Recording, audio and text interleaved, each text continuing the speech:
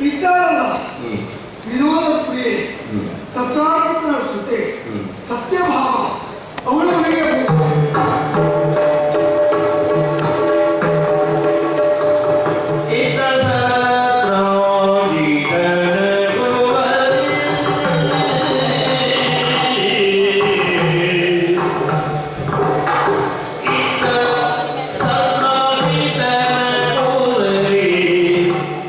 Terima kasih.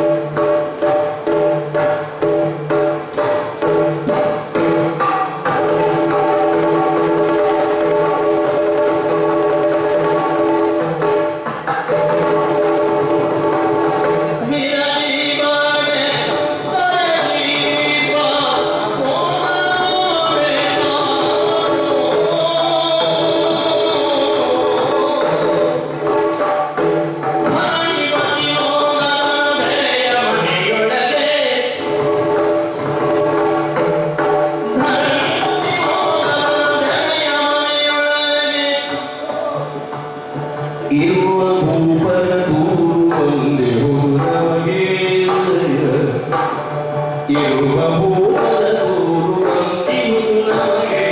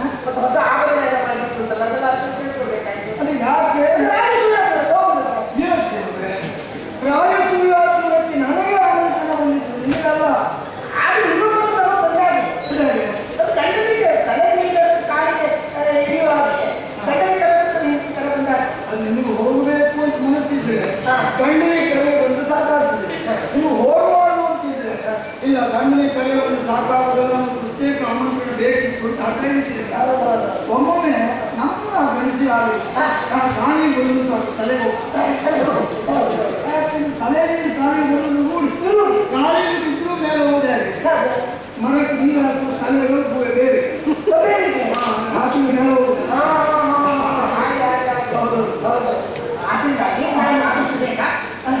ನಾನು ಈಗ ಒಳ್ಳೆ ನಾಳೆ ಹೋಗುದು ಮತ್ತೆ ಅಲ್ಲೇ ಅದು ಒಂದೇ ಕೆಲಸ ಅಲ್ಲ ಮತ್ತೆ ಮಾಗನ 87 ಮಂದಿ ಸೆರೆಯಾಳುಗಳಲ್ಲಿ ಒಬ್ಬ ನನ್ನನ್ನೇ ಅನಿಸಿಕೊಂಡು ಬಂದ ನಮ್ಮ ಬಂಧಗಳನ್ನು ಮಾಡಿಸಬೇಕು ಎಂದ ಸತ್ಯದ ನಿಮ್ಮಯ ಸಲಹೆಯನ್ನು ಬಿಡಿಸುವೆ ಎಂದು ಆಶೀರ್ವಾದತೆಯನ್ನು ಕೊಟ್ಟು ಅವರ ಕಡೆ ಕೊಟ್ಟಿದೆ ಏಕಕಾಲದಲ್ಲಿ ಎರಡು ಕೆಲಸ ಆಗಬೇಕಾಗಿತ್ತು ನಾನು ಎನ್ನುವ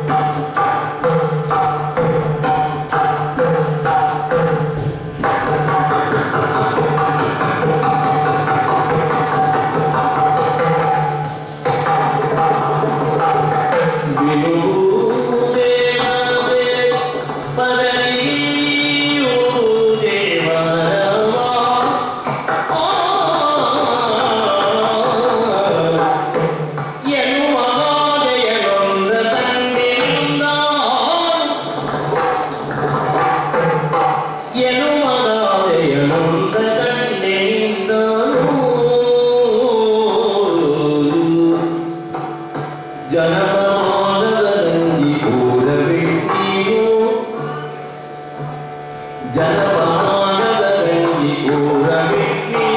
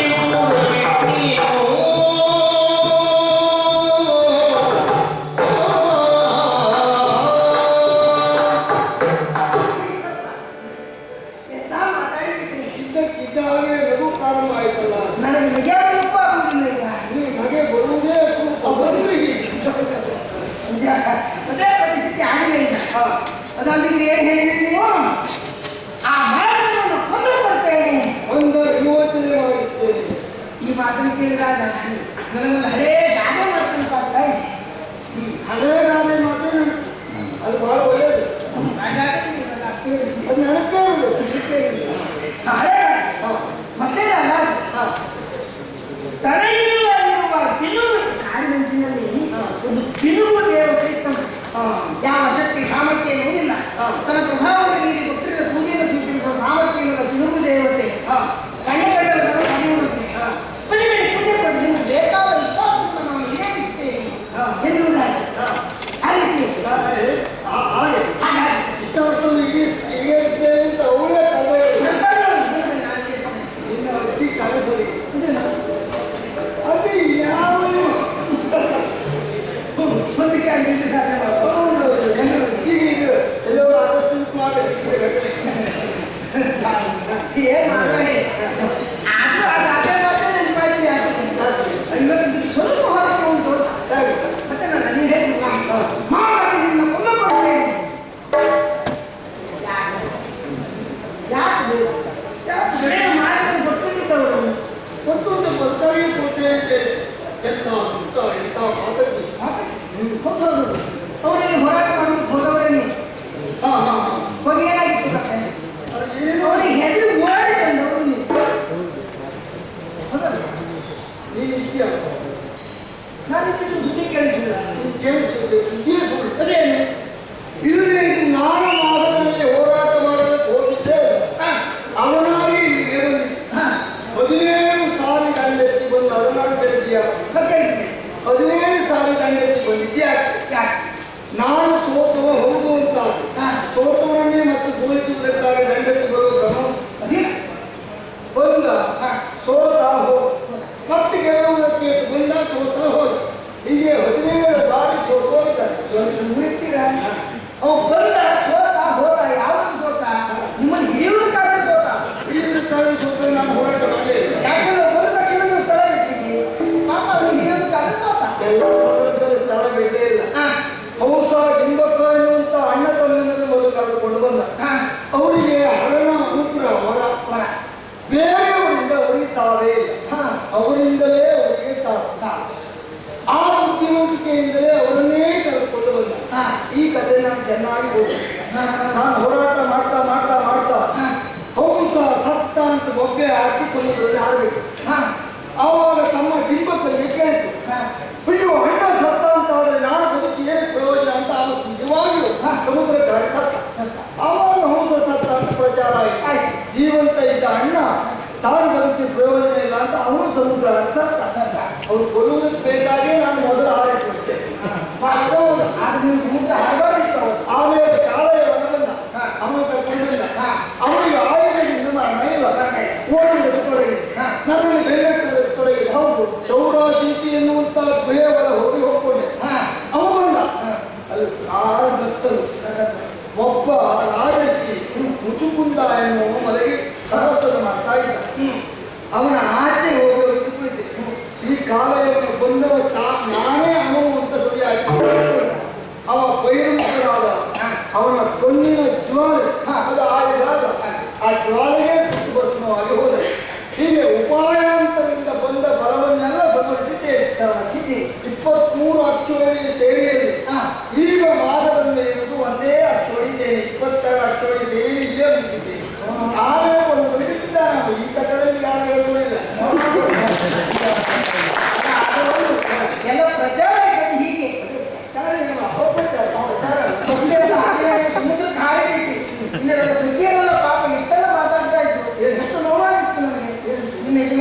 ಕಾಡಿದ್ರು ಮೊಣಕಾಲೆ ನೀರು ಹಾಕಿ ಅಂತ ಎಷ್ಟು ಹೇಳ್ತಾ ಇದ್ದೀರಲ್ಲ.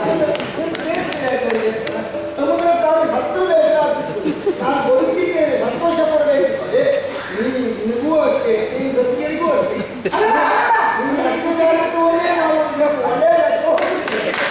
ಅಲ್ಲ ನೀವು ಮುಳುಗುವಷ್ಟು ನೀರಾಗಿ ಉಸಿರು ಕಟ್ಟಿ ಹೋಗ್ಬೇಕಿತ್ತು ಅಂತ ಹೇಳ್ತಲ್ಲ. ಪುಣ್ಯಾತ್ಮರು ಹೋದಲ್ಲಿ ಮಾತ್ರ ಮೊಳಕಾಲು ನೀರಾಗುವುದು. ಭೂಮಿಯೇ ಮೇಲೆ ಬಂತು ಅಲ್ಲೇ ನಿರ್ಮಾಣ. ನೋಡು ಸಾವಿರಾರು ಬಾಗಿಲು. ಯಾಕೆ ನೀವು ಸಾವಿರಾರು ಹೆಣ್ಣಿಲ್ಲ? ಹೌದು, ಯಾವ ಬಾಗಿಲು ಕೊಡ್ತೀರಿ, ಯಾವ ಬಾಗಿಲು ಹೋಗ್ತೀರಿ ಎಂದು ಕಾಣುವುದಿಲ್ಲ. ಆದ್ರಿಂದ ಸಾವಿರಾರು ಬಾಗಿಲು ಅಂತ ನೋಡಿ, ನೀವೇ ಈ ಅರ್ಥ ಬಾಗಿ ಮಾಡಿದ್ದೀರಿ. ಅದು ಸದ್ಯ ಬೇರೆ ಅರ್ಥ ಬೇರೆ. ಎಲ್ಲ ಹೆಣ್ಣಂದ್ರು ಒಂದೊಂದು ಬಾಗಿ ಇಟ್ಟುಕೊಂಡು ಕಾಯ್ತಾ ಇದ್ದೀರಿ, ಬಾಗಿ ಮಾಡ್ತಿದ್ದಾರೆ. ಹೌದು, ಎಲ್ಲರೂ ಸರಿ ಹೇಳ್ತಾರೆ. ಯಾಕಂದ್ರೆ ಎಷ್ಟು ಬಾಗಿಲಿದೆ, ನೀವು ಒಂದೇ ಬಾಗಿಲು ಎಲ್ಲರೂ ನಿಂತ್ರೆ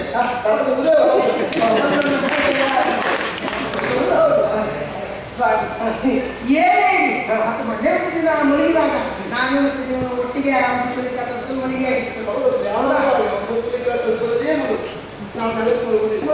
ಒಟ್ಟಿಗೆ ಮನೆಗೆ ಆಗಿತ್ತು. ಅವರ ಬರವಷ್ಟು ಆದ್ರೆ ನೀವು ಕಾಡುವ ಮುದ್ದೆ ಬಂದಿತ್ತು. ನನಗೆ ಇಲ್ಲೇ ತಿಳಿತು. ಹೌದಾ?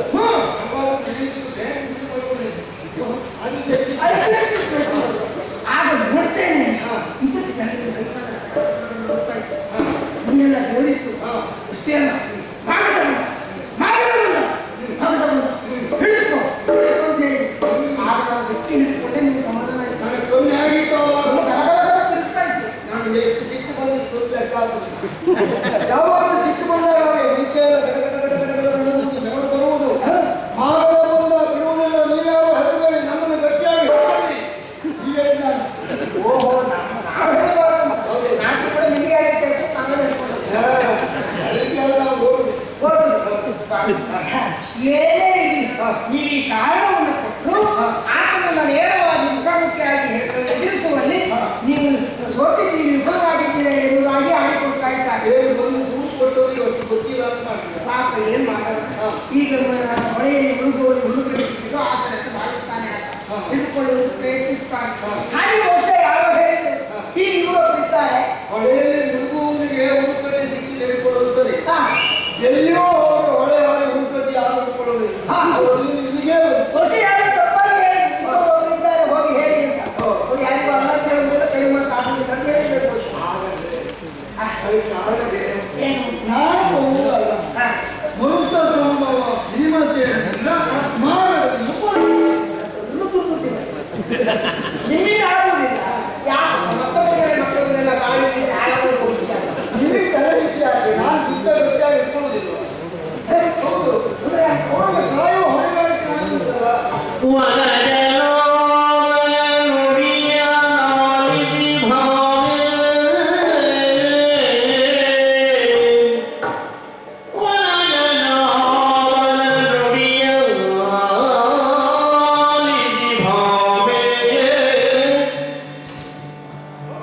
ಮಾಧವನ ಪದಗೆ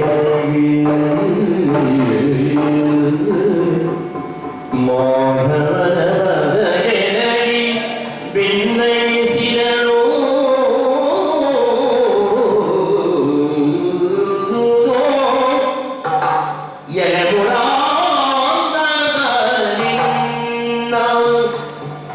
ಮಹಿಮೆ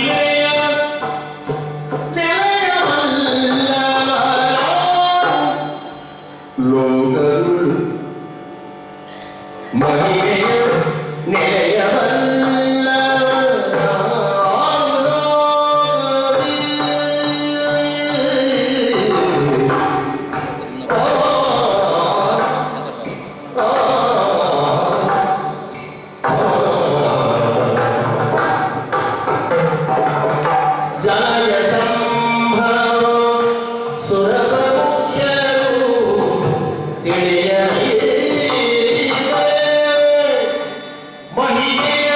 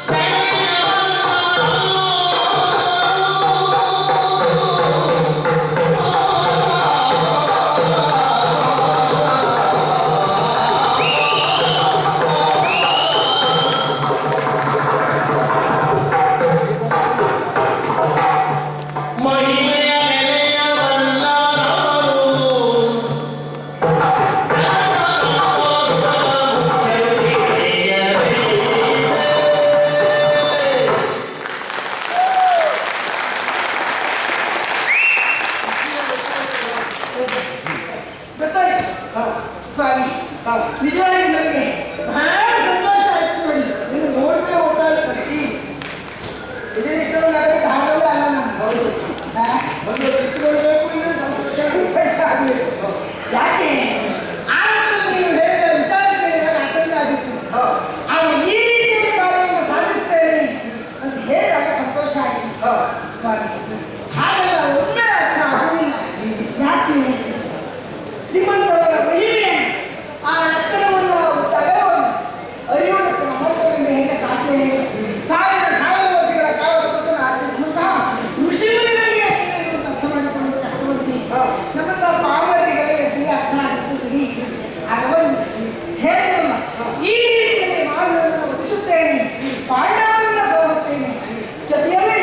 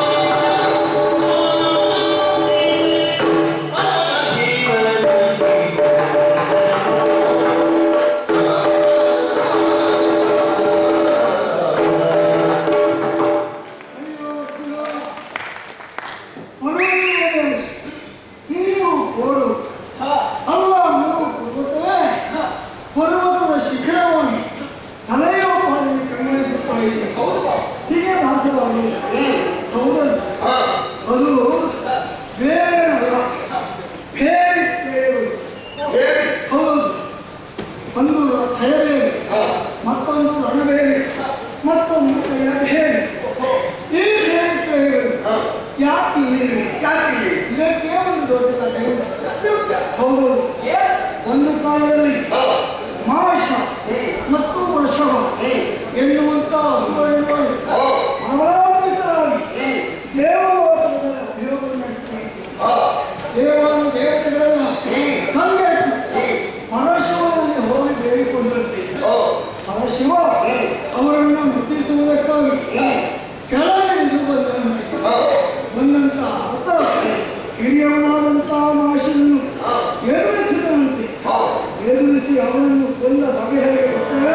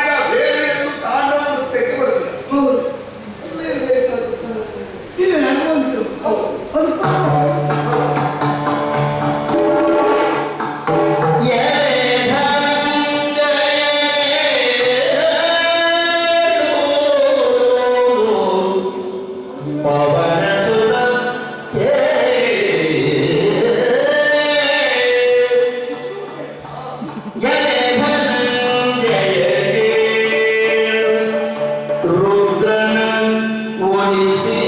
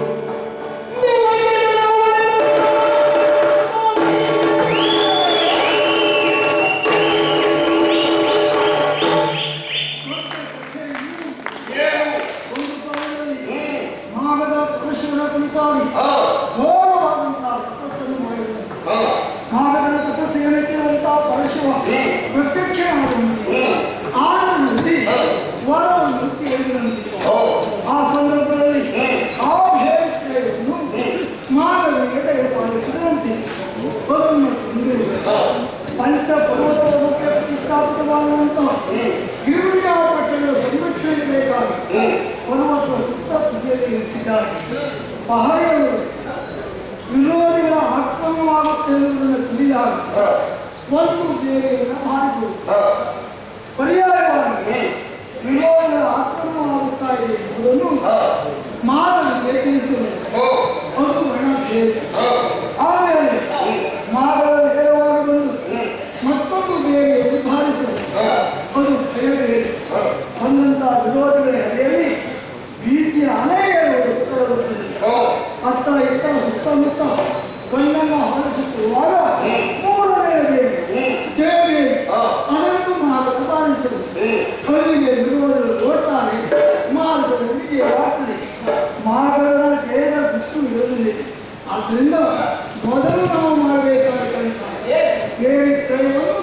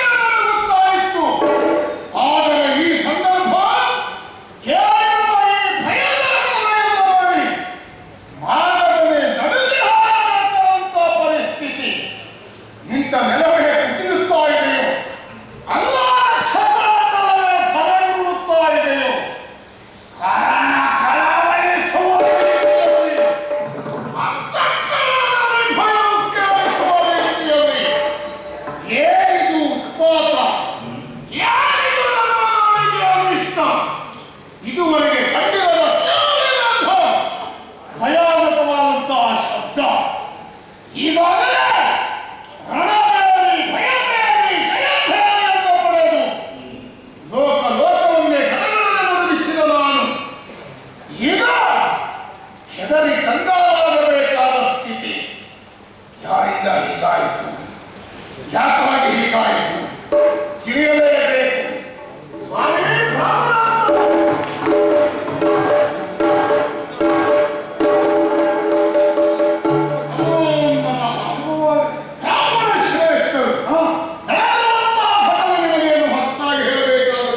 ಆಕಸ್ಮಿಕವಾಗಿ ಏನೇನೆಲ್ಲ ಆಗ್ತಾವ.